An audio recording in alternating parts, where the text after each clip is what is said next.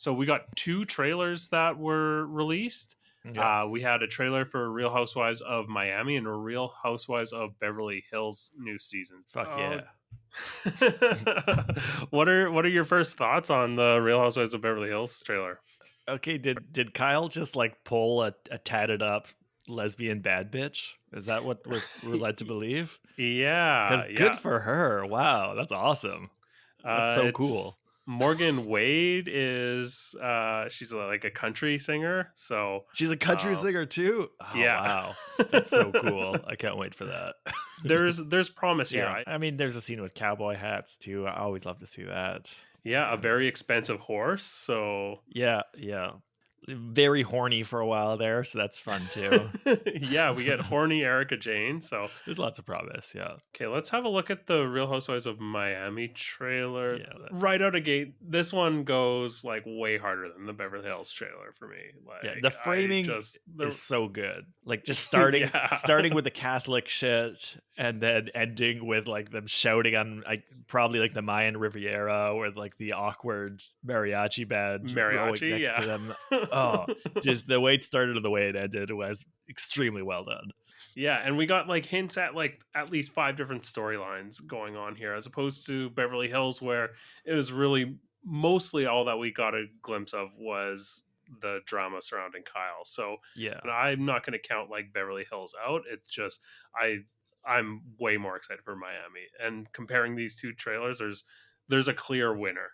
Yeah, it's great to see bits of that, like that Latina, like Catholic tinged anger coming through. That's particular to the show, using turns of phrases like, you know, you're a snake that ate its own tail, and I'm immune to your poison. These are just phrases that go hard. It rules. Yeah, absolutely amazing. Okay, let's get into the show here.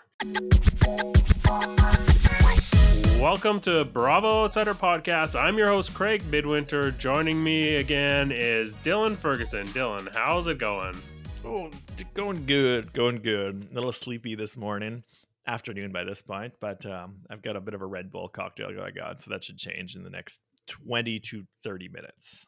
Oh, yeah, and we just watched the Real Housewives of Miami Season 6 trailer, so that's going to be monsters. Yeah, exactly. That's got to be pumping through your veins right now. Oh, yeah. Once again, it's a tandem episode. Our guest was unable to attend last minute, but we'll have an outsider again next week, I promise. I'm looking forward to this next run of shows that we've got. Next week, we've got Peter Oldring coming on, who is hilarious. One of the funniest people in Canada. Looking forward to having him on. Then the following week, we've got Wendy and Megan from Girls Gone Hallmark, which is a podcast that covers Hallmark movies, which is something near and dear to my heart. And we'll also be appearing on the Monster Smash podcast, where we'll be reading some monster smut, which is a genre of literature that I'd never heard of. Oh, I'm so excited for that. And then, then on Halloween, we'll release an episode where we'll have Christine and Claire from the Monster Smash podcast appearing on our show. So it's going to be a really good run of shows. I'm looking forward to it. Yeah, and you'll want to watch it on YouTube for the Halloween episode, because Craig is going to have the most outrageous costume. Just you wait and see. Okay, putting me on the spot here. Now I got to think of something. We're going to talk about the Real Housewives of New York episode that just aired, as well as Real Housewives of Salt Lake City.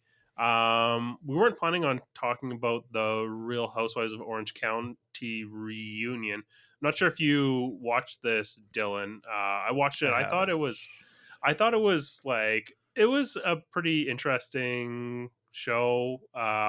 I love the set. They did it on one of the sets with like the LED backdrops. So they had like some motion and it looked like they were on a beach. I thought it was just like visually really interesting and fun.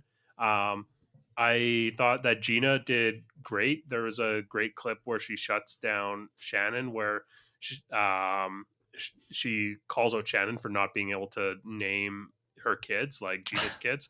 I thought it was enjoyable. But let's get into the primary shows that we're going to talk about. Dylan, what were your thoughts on this week's Real Housewives of New York?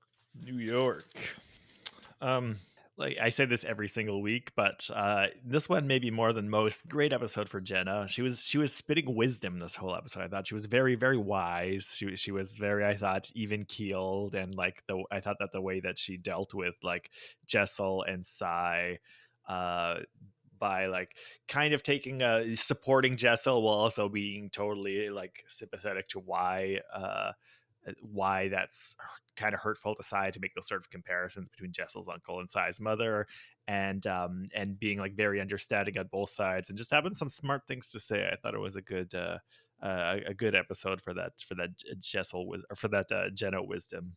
Yeah, totally. I also really loved the scene that we got between Jenna and her son.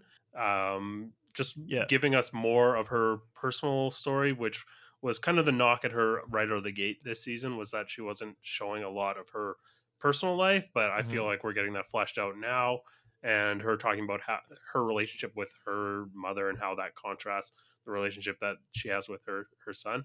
Yeah, I agree. This was a pretty good episode for Jenna. Mm-hmm. Yeah, and how she says like the people who give us the least are the ones that we most want, like their approval. That's wisdom. That's truth. She's spitting truth there. Yeah, Yeah, you could put that in a fortune cookie. for sure. And maybe another side hustle for Jenna could be fortune cookies. I think that Swingers, the crazy golf club, which is the full name of the bar they go to, is like seems exactly like the kind of place that Erin and Abe would invite people to. Just seems incredibly lame to me. Yeah, my first comment in my notes for that scene was like, what the fuck is this place? Like mini golf themed restaurant with this like really tacky floral decor is Yeah. really hard to put my finger on. Yeah, that. and they call it Swingers, so I assumed it was going to be Swingers themed, and maybe like the floral decor is supposed to be like, Swingers like late 60s, early 70s themed, but they definitely didn't like go in for like that like period aesthetic. It was just like kind of ugly, and we have mini putt, and I'll give props to Jessel as being the one person who showed up fully committed to dressing like it's 1969. Like she's the one who seemed to really like buy into the idea that we're going to a place called Swingers. Erin says it's a swingers party. I'm gonna like have a swingers thematic look. I'm gonna dress like the swingers era, and nobody else really seemed to try. No, this place seemed like, how sometimes you can tell when someone like has a joke, but they've definitely started from the punchline and worked their way backwards. It was like when they were planning this restaurant, they started with like the name, the idea to give lame people like Erin and Abe the ability to be like, hey, want to come to this Swingers, and work their way backwards from that for a restaurant concept. Yeah. And when you were leaning really heavily on like just like we have a kid's game that you can play, it's a bad sign. Like that if you're using that as a crutch.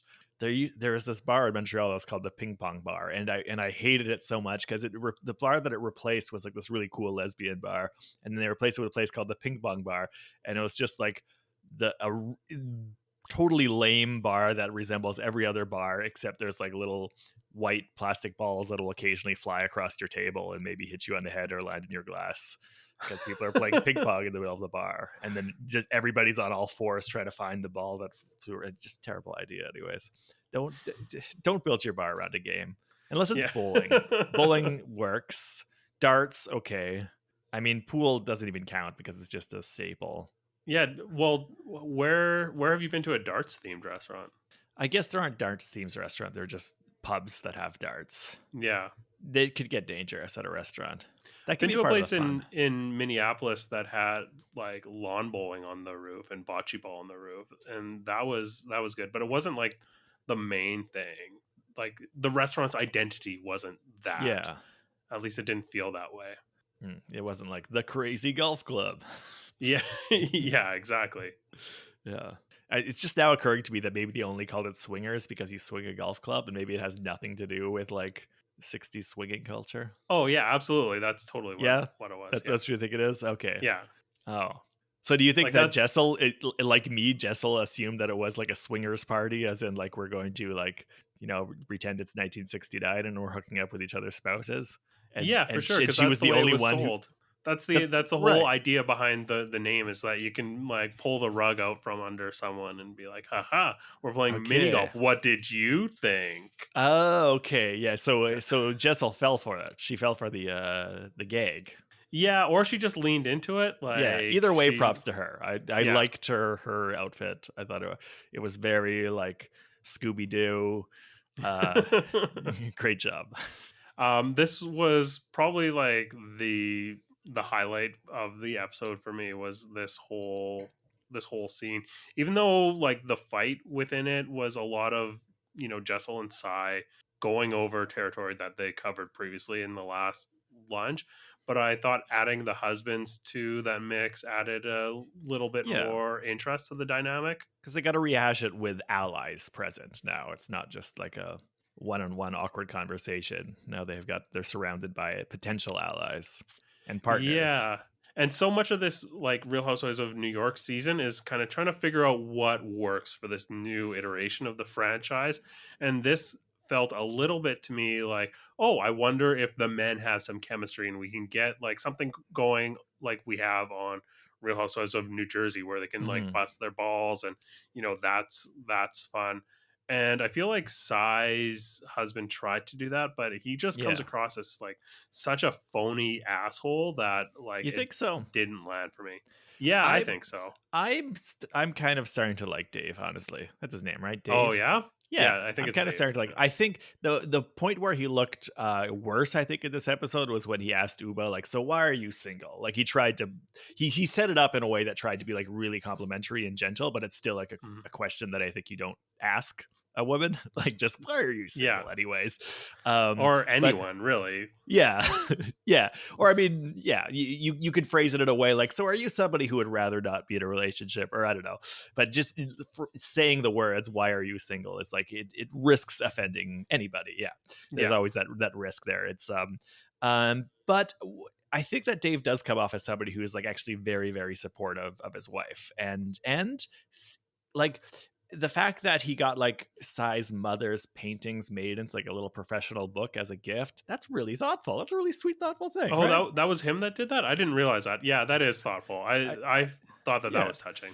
And he was like, you know, when he's like saying that like why he loves Sai is because she's the most honest person he's ever met. It felt like more like it felt kind of passionate and heartfelt. He feels like somebody who is like a strong ally and like really like fights for his wife. So I think that's why I like him. I think that when he first started showing off in the show, he really rubbed me the wrong way. He seemed like a douchey guy, but I think that just seeing like how like supportive and apparently loving he is of Sai. I mean, it's a small sample size, so we'll just see Yeah, some more to judge.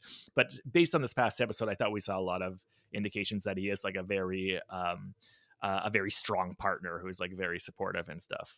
yeah. So that's I why I'm warming up to him because of that. I mean, a lot of what we've seen from him lately has been in comparison to Abe, who actually comes across as a way bigger asshole, in my opinion. Like Sure. some of the comments that he said at the first double date dinner that they had, where he's like, "Oh yeah, I'd be fucking someone else." Like that's how you're going to present yourself on TV. Like you're not funny. Yeah. It's, and then again, like at this one, Abe made some comment about how he like just loves receiving oral from Erin. Like you're gonna Yeah. put that out there in front of your friends and the cameras, and like I don't know, it Yeah. just Yeah. like he Totally. comes across as a dick. Oh, absolutely. I 100% agree. Yeah. Just like I'm Um, always asking for blowjobs every morning. I'm just like, why don't we put on the 1973 Grateful Dead live album and you can just you could just give me an old BJ, and sometimes if I clean the dishes, she says yes. Very like yeah, lame energy coming from both of those two. yeah, totally.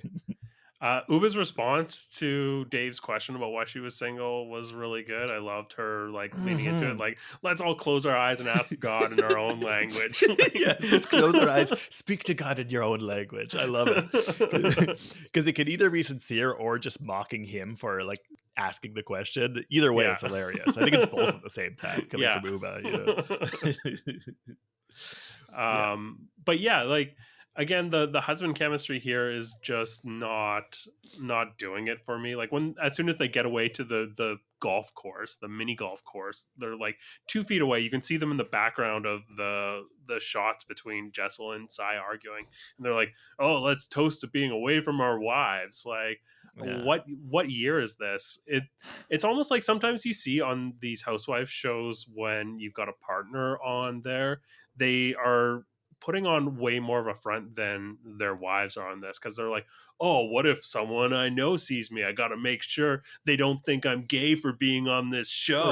right. Like, that's kind of the energy that I get from some of the people that show up on these shows. Yeah. And yeah, that was totally what I get. Like, "Oh, let's pretend to be, the masculine guys that, like, oh, the wife's such a drag." Yeah. Hey, a blue ball. That's for you, Pavitt. Yeah.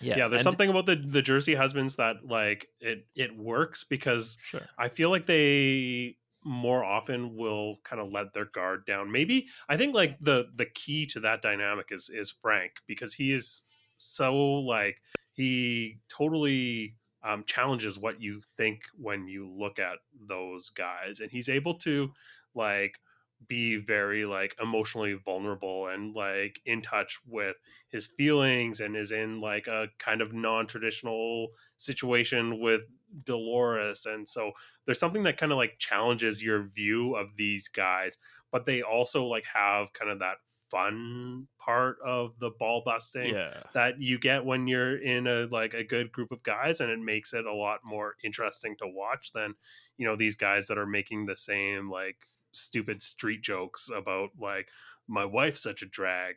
Yeah. Because if the cameras weren't on, they'd probably be like, "Hey, Pavitt, you got a number for the people you go see in Vietnam? Because maybe I'll go." Yeah. So this was another thing. Like, so what do you think is worse? Like, pretending to flirt with Abe at a function, like the vow renewal function, or implying that Pavitt is, like, a sex tourist and going to exploit people? What's worse? Though, I mean, like I've said before, I think pretending to flirt with Abe or flirting with Abe, because again, I think that it's like a false distinction between pretending to flirt and flirting, Right. or it's a mushy distinction, anyways. I think it's funny and cool, and I don't think that that Erin should have been that upset about it. Or as far as implying that Pavitt's doing sex tourism, I'm still not convinced he isn't. To be honest, I think Right. he finally was able to give a reason that's a little bit better than just "I want a banh mi" or "I want points," which is just that I just want some fucking time to myself. Which he didn't like say it that way, but that's kind of like Yeah. what the answer they got out of him. That seems like a somewhat more realistic reason than the other like bullshit reasons that were given. Is it a strong enough explanation to dethrone "he's doing sex tourism" as the most likely explanation? I'm not sure, but it's a stronger challenger than "I wanted to eat a banh mi." So at first, when he was kind of going over his explanation at this dinner, I was like, "Oh, this story is, like, just keeps on evolving and changing, and it's making me believe it a lot less than I did, last week. Week by week, it's kind of eroding my confidence in him."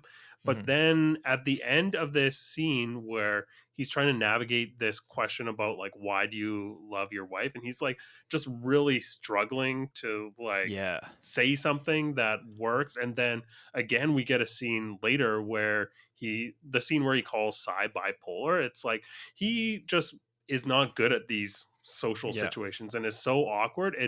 It made me believe his explanation more. Like, okay, there is, like, something there that he just wants to, like, not want to say, but it's not nefarious. He just, like, is trying to find a way to navigate this and is not able to. Yeah, he definitely really stumbled through this episode. Like, yeah, it was really a bad look when he's like has to follow up Dave and Abe and come up with a reason for why he loves his wife so much. And it's like, yeah, she's doesn't ask too many questions. Yeah. All the phrases he comes up with are just some version of like, she's not too much in the way. Which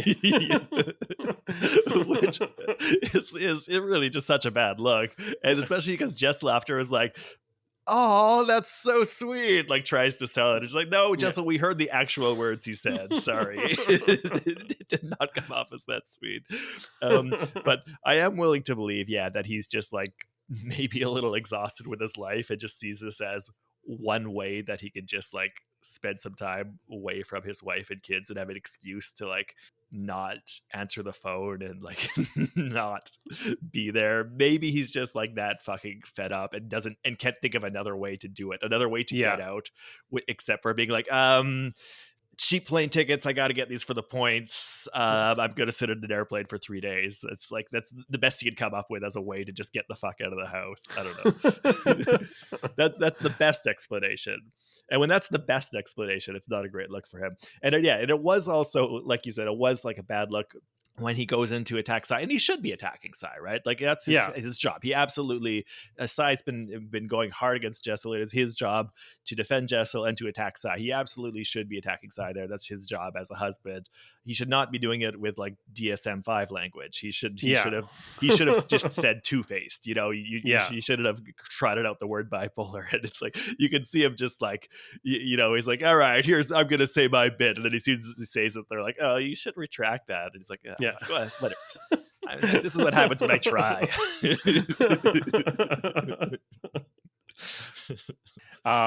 But this episode definitely like solidified Jessel and Pavitt's place on this show for me, because I need to see more of this really uncomfortable dynamic that they've got. And I think that Jessel handles conflict in a compelling way. Like it's compelling to watch her kind of pick and choose what she wants to really respond to and dig in. And also she's got that lack of self-awareness that I think is key for being a one way that you can be a really good housewife is to lack some self-awareness. Like we see that with like Luann de Lesseps is like that. And well, there's too many housewives that lack self-awareness to name them all, but I think that she possesses that. So she's a lock for next season for me. She does have an awkwardness, which is kind of entertaining. And like when she's trying to describe like why she's so shocked by what Sai's doing, she keeps saying like, it's like she just like turned a leaf and it's like it just changed from 1 minute to the next after we got back from Anguilla. And everybody keeps saying, yeah, but she was angry at you in Anguilla too. And she's like, well, I don't know, maybe. I settled on the idea that it just came out of nowhere when we returned to New York. So that's what I'm sticking with. Yeah. Another thing that I thought was notable here was when Abe was talking about why he loves Erin. He was talking about how like he wants to be with someone who isn't boring. Like ultimately it's like, I wanted someone who isn't boring, and it's like you got the most boring person in the room sitting next to you. I mean, I think compared to Abe, yeah, sure, Erin is a fascinating personality, but compared to the average human being, let alone the average person sitting in that room, yeah, she's boring as shit. They're just a boring couple. That's part of their charm, really. Yeah. Just and a couple of boring dorks.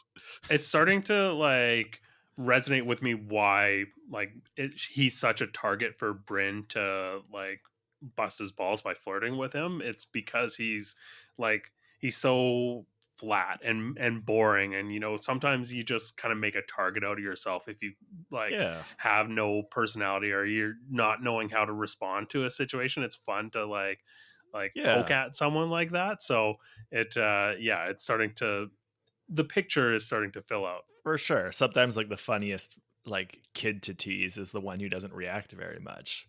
It's like when you make funny faces at your dog just so they kind of stare at you. Like it's like the the one who isn't going to know how to react is going to be the funniest target for joshing with or flirting with. Yeah. I guess next week we'll probably not get very much of Jenna since she's going to Scotland or something, which is a little disappointing.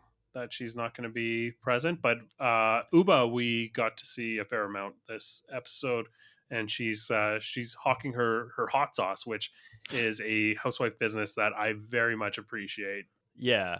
I love how they like I love how we get to see behind the scenes of that kind of branding fiction where like you have like a branding partnership and you have to pretend like it's a collaboration, and like we have to pretend like this special burger they make is like a collaboration between Ubah and the restaurant. And then we got the scene of them being like, let's get in the kitchen and see if we can cook up something together, bounce some ideas off each other. They go in the kitchen and it's like he's got his whole sandwich already made, like it's already been all prepared in advance, and he just assembles it, like just puts a couple things together. It's like, oh, how about this? Wow, it's so good. Like, okay, awesome collab, guys.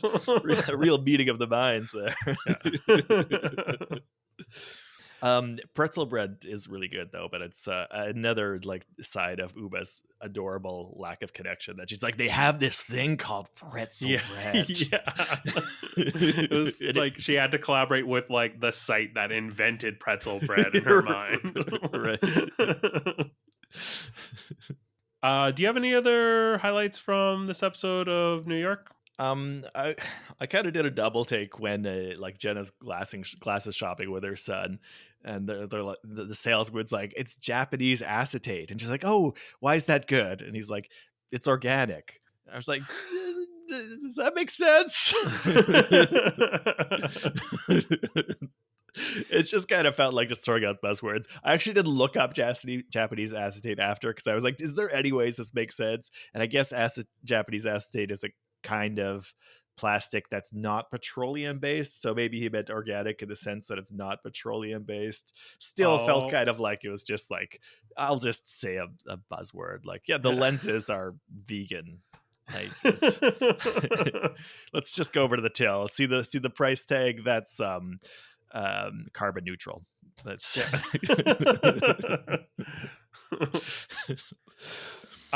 before we move on to Salt Lake City, I'm gonna spring this on you. I want to try this out, see if it sticks. Let's give each of the housewives a score out of 10 for this episode. So let's start with Jenna.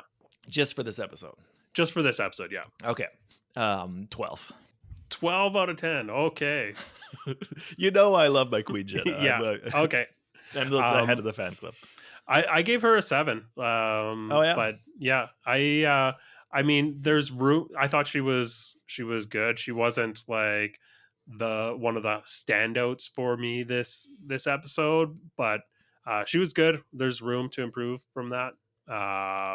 Next up, we got Brynn. So, good line, well read about the bit like, you shouldn't be poking holes in people's story. It's the only places you should be poking holes is in rich guys' condoms. It's a good joke. She delivered it well. So just based on that, because I'm struggling to think of anything else she did this episode, it's 9. A 9? Yeah, okay, sure. Yeah, I gave her an 8. There was that line that stood out to me that I really enjoyed. Plus, when she was kind of relaying information back to Jessel at the end there, and then in the confessional, she's got, "Am I stirring the pot?" Yes, but that's what you need to do. And I thought, you know the job, you're doing the job. I appreciate that.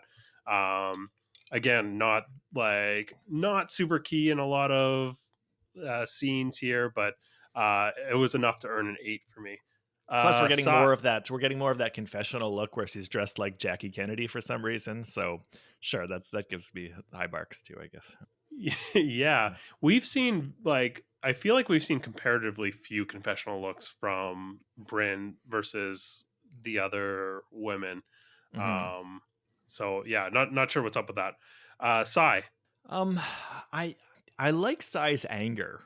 I like that she brings anger to the show. Yeah. Whereas most of the people don't. I do like her attacking Jessel. I do like that. I like her with her aunt too. That was her aunt, right? In the house. Yeah. Yeah. They've got good rapport. They seem to get along really well. I think Sai is a pretty good argument for that there is something to it, the idea that like the kind of like loudmouth, always slightly angry New Yorkers are actually like living in a very healthy way. Yeah. Like there is something like Dave would say that is like very honest, and I appreciate that. And yeah, there's like a high energy that's like verging onto like a negative, angry kind of energy coming from Sai, which I like. I think that's cool. So I thought I like the way that she attacked Jessel. Honestly, I don't think she went pretty hard, but I don't think it was like totally out of line. I think she kind of has she's right, I think, to be a little upset that Jessel would bring up this thing about her uncle's alcoholism and compare it. It is kind of apples to oranges, as she says. Not the expression I would have chosen there. Mostly because it's an expression I just don't use. I don't like the expression apples to oranges. It doesn't make sense to me. Like, because if you're saying like these two things cannot be compared, well, you know what? It's very easy to compare apples and oranges. They're both fruit. They're both like the two of the most popular fruits that are often eaten in the same settings. Lunchtime snack, juices. Mm-hmm. Eminently comparable. People do compare them all the time. Oranges are much better. The expression should be absolutely. like, it's like comparing refrigerators to Macronesian island states or something. Okay, I don't know. yeah. It should be two very different things. Anyway, but to bring back to the point, I think Sai's anger is like pretty justified and not totally out of line, and kind of entertaining and refreshing, and seems kind of honest. So I give her a high marks too. I'll give her 8. Oh, okay. That's I gave her a 6, similar to what you were feeling in terms of justification, but I just seem to be grading lower than you are on a whole. So these numbers will normalize as we work this out, I think. If we continue doing this thing, which is a fun exercise, I think we'll kind of land on some stability in these scores. But next up, we've got Erin. Yeah. I mean, Erin's the one I like the least. I think I haven't really hidden that fact. Yeah. Wow, what did she even do this episode? I mean, yeah, admitted she gave a blowjob in the morning. Other than that, I mean, she hosted the party, I guess. She picked the worst fucking bar in all of New York City to host their party. One. Yeah, you get okay. So I gave her a 5, and the only thing that like gave her a passing grade for me was 1 for offering up her mouth to Abe, and 2, I thought that she had a line, I think it was in a confessional, or maybe it was in that scene at Swingers where she was like, everyone's got a drunk uncle or cousin, like, and that really actually, like, it was funny the way she delivered it, which is something that we don't often see from her, but also I feel like that kind of put into perspective Sai's feelings about this. Like, I think when I was viewing things, I was viewing them more from Jessel's perspective and being like, okay, she's trying to find a way to connect and people are just mean girling her. But this is like, yeah, I guess that is like kind of different because like, a lived experience where you're the person that is raising you is struggling with this, it would be hitting so much more close to home than, drunk uncle from the SNL bit at that you see at Thanksgiving. Right. I do think in Jessel's defense, I do think I remember her saying that she lived with her uncle for years too. Right. So I think that if he wasn't necessarily the person who raised her, she did spend, I think, a lot of her childhood or maybe early adulthood or some combination. I think it was like when she went to school in New York, when she moved to New York to go to school. Okay. Like as an adult or as like as an adult, high school? Yeah. Okay. Yeah. So that's actually not the same thing as a parent, but I mean, it is somebody she was living with. So in her defense, it's not like the same thing as like, oh, old Uncle George shows up at a function twice a year and passes out. Like, though I think Jenna again put it better when instead of like impugning the fact that it's just an uncle, when she said like of Sai, yeah, but that's her mother, like just putting emphasis on the fact that for Sai it was her mother, like that's that's a different situation when it's your mother. How about Ubah? I mean, again, that praying moment was just a classic bit Yeah. from her. Another absolutely classic bit from her. Looks like we're gonna get some more maybe secrets coming out. Secrets. I don't know if it's secrets she's got to do it in Connecticut, maybe. I mean, yeah, I mean, just based on her response to Dave's question, that's a knockout right there. I'll say 9. 9. Okay, I gave her a 7. But yeah, I think high marks for just being there and being Ubah. That's like that's all she needs to do. That's all she needs to do, and she did it. She did it well. So yeah, she just has to be in the room, say something very weird every once in a while. Yeah, just bring her energy. Yeah, totally. Okay, and finally, Jessel. So like, she made for a good source of entertainment, I think, as you're alluding to, because she's kind of not handling her shit very well. But I have to dock her marks for not handling her shit well. I think she's reacting poorly.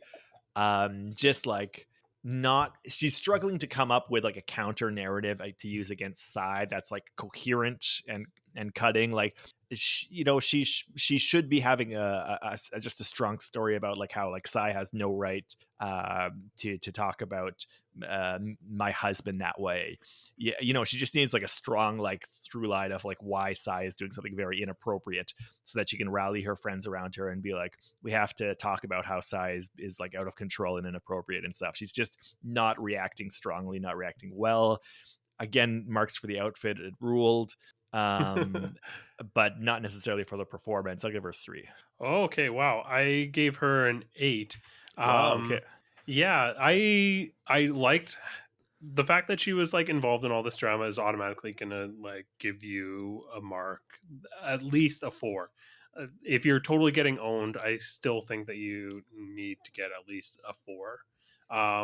And I don't think that she doesn't feel like she's being owned in this, even though she's not handling things well, and she's kind of coming across as playing things weak, which is something that I criticize Real Housewives of Orange County, the newcomer Jen. It still is like engaging to watch her navigate this in kind of this disorganized like way. It's compelling to see how she's gonna like ping pong through this situation. And one of the things is like a lot of the attacks that Sai has been trying to make against her, just like they might hit, but they're not like sticking. And she's just kind of like, okay, well, whatever. I don't really have the self-awareness to like internalize that and like process it and like really really be hurt by that. I don't know. Yeah. That's so yeah, I just think that it's been fun to watch her navigate these situations. So I gave her an 8 here. All right. Strong divergence of opinions there. Yeah, I see what you mean. Yeah. Okay, let's move on to Real Housewives of Salt Lake City. What were your highlights here? Yeah, this was another pretty sweet one. That like skin scan technology off the bat when they're like going to the skincare place and they have like this like Mission Impossible set up. That shit's so fake. I love it though. Yeah. It's just so funny to me. Also how Lisa's just like talking all lightheartedly about like how she was like banned for life from her like previous like spray tan place or whatever. Yeah. Like in front of the employees at the place where she's going to for the first time, and you could just imagine those employees just being like, oh fuck, like who did we just take on as a client? She's like, yeah, they banned me for life from the other place, so that's why I'm here.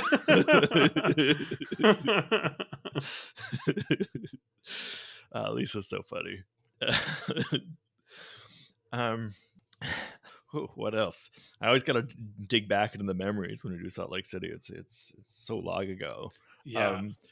Mary's just one of the most antisocial people I've ever seen on TV. It's hilarious. Every fucking thing she says to somebody is like, wow, you eat a lot. Yeah. Like, hey, what were you thinking with that necklace? Just like that's all she ever says. It's just like, and everybody's just like, okay, thanks, Mary. Great to have you with us. I love the power of Mary though. Like the fact that that she, criticizes Heather for this necklace, and like Heather feels the need to like justify it and try to like sell this decision to Yeah. Mary. Like she feels like it's like, oh, I've got to like really sell this, and Mary's just like, no, you really missed with that one. Yeah, That like nothing you're going to say, Heather, is going to make Mary go like, yeah, you're right. It's not too bad. No, like don't bother trying. Like with Monica too, Monica like wants to be Mary's friend. Like she says that in this episode. It's like, that's not going to happen, Monica. You don't have to. When she's like, wow, you just eat a lot, don't you? You don't have yeah. to be like, yeah, I guess I'm hungry. No, she's just going to respond with, do you like pay attention to what you're eating? Yeah. I hope there's a vegetable in there.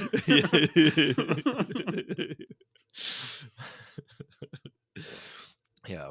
I could use Mary in all of these shows. Every episode of every housewife show could use Mary just being there and refusing to be anybody's friend or say anything remotely polite or nice to anybody. It's great. What other highlights did you have?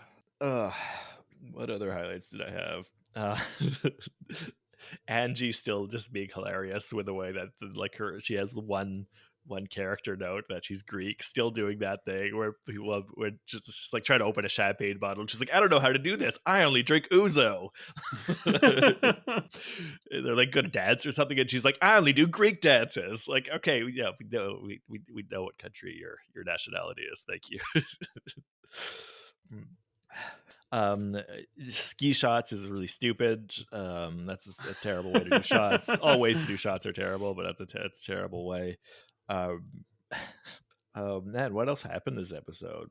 So one of my highlights was the scene that we got between Whitney and Monica where they have lunch, and I just really like the dynamic that we saw between Whitney and Monica. It was like, on one hand, it was like Whitney sort of trying to play a little bit of like housewife mentorship, but towards the end of this episode, it seems clear to me that she's trying to build a faction, and she's got like the people that she's trying to build a faction with include Lisa and Monica, and it's not going to work for her if they are like at odds with each other. So this is like a little bit of gamesmanship, and through doing our podcast, I've kind of like come to realize some traits that like I really love seeing in a housewife, and one of the main ones is someone who isn't like perceived as a strategic housewife, but I feel strongly is, like Whitney or Gina. I feel like they're very strong at the kind of game of it all, and so I thought we got to see gameplay from Whitney at this lunch that I really enjoyed.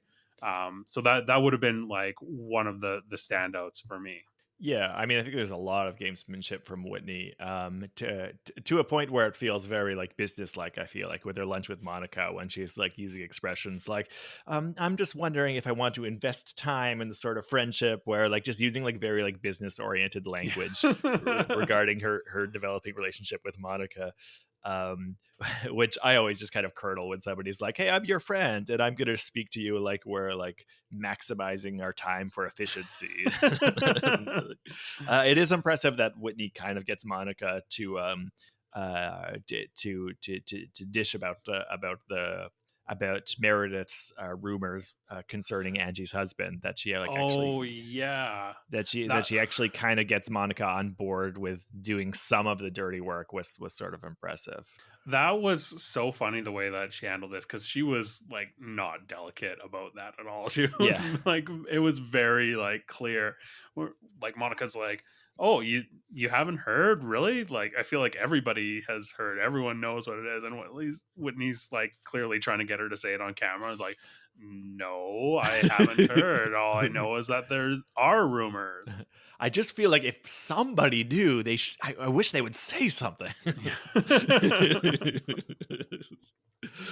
Like, she got it to a point where she had enough, like, just enough deniability in the situation where she can be like, well, as soon as I heard, I came and I told you about this. And like she had like clean hands in the situation, so she got on camera like learning about the information and immediately like turning it loose, which like yes, you're gonna get blood on your hands for releasing this information, no matter what.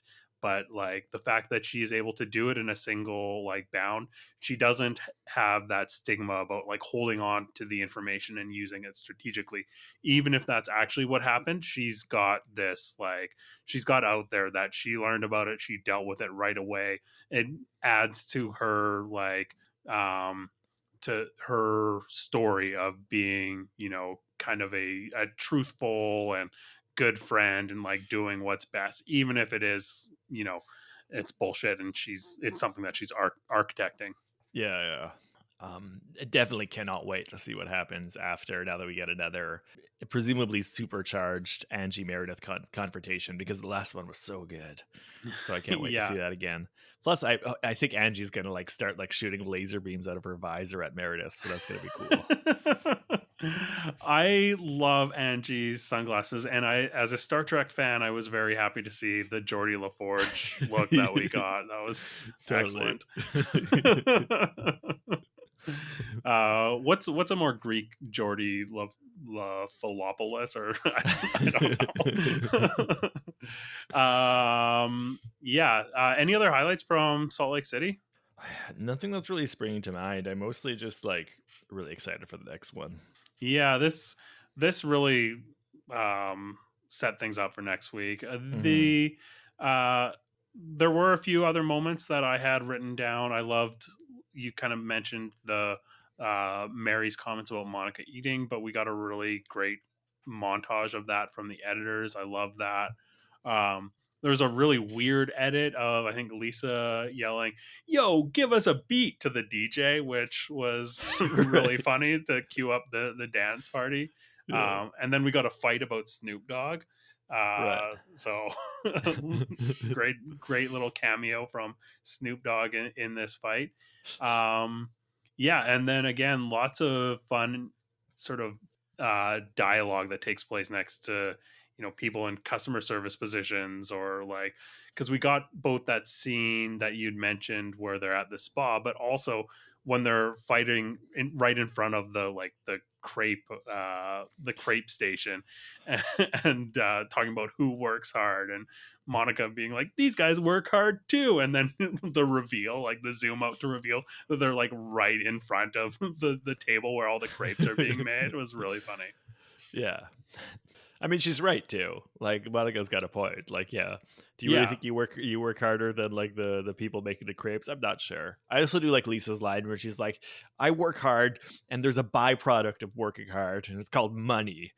Like, okay, why is it a byproduct? What's the main product then? Like, you just accidentally make money on the side. Well, you're like, I guess I don't know.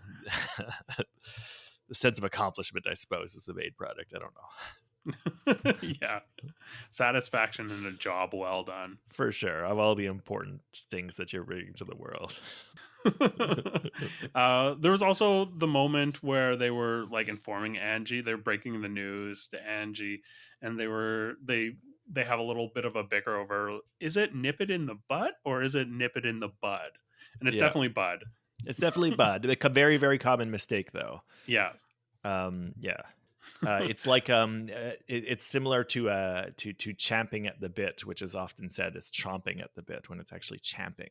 Oh, that one I didn't know. So. Yeah, it's a horse specific expression, champing. Ah. Yeah. Or Okay. another common one is saying tender hooks when it's actually tenter hooks with another T. Oh, I don't think I've even heard that expression.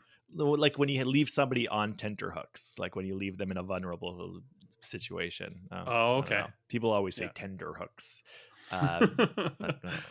But I know I do always enjoy like a little like etymological aside in the middle of like a high tension argument. That was really good. That was really good work by, I think that was Monica who just points that out, right? So, like, yeah.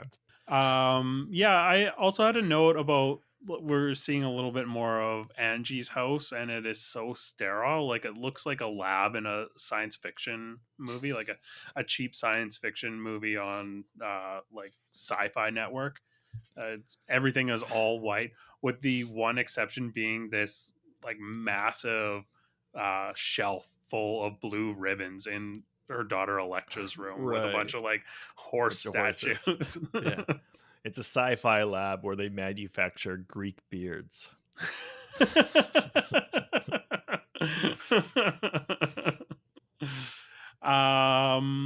Yeah, any other highlights from Salt Lake City?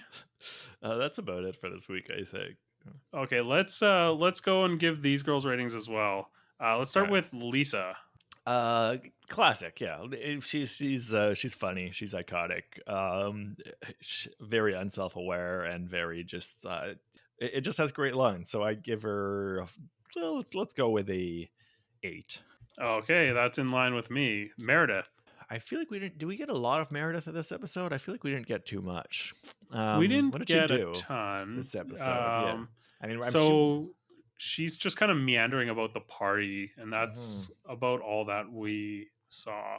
Yeah, I mean, I'm sure she'll give us lots of great shit next episode. But for what we see here, since I don't really even remember much of her, let's just say 5, straight down the middle.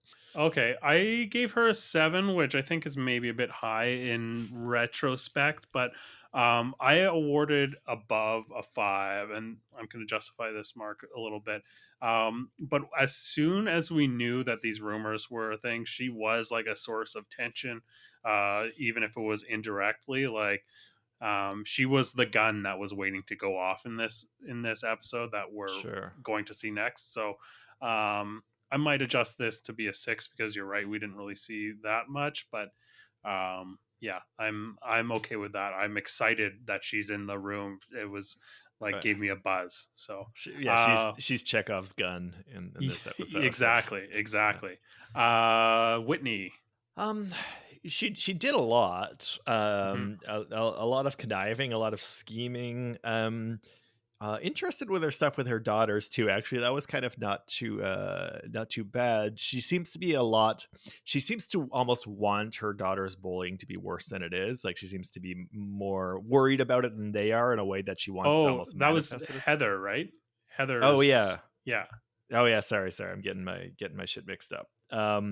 Yeah, you're right. What was there was Whitney was making some reference to her past though. Yeah, so she was talking about some like trauma that she's got in the past that hasn't been clear what exactly. Okay, I was going to ask you about that because she seemed to almost be insinuating that she was like abused as a child or something, and I was wondering if that's something that she's talked about in previous episodes or not. She has talked about that on previous seasons, but it's always been just kind of insinuated that there was abuse when she was a child. Okay. Yeah. I do appreciate her working hard. I feel she leaves me a little cold a little bit because, like I said, I find it a little too like nakedly businesslike in some senses. Like just not genuinely emotional. It just feels like very like calculating, like very strategic.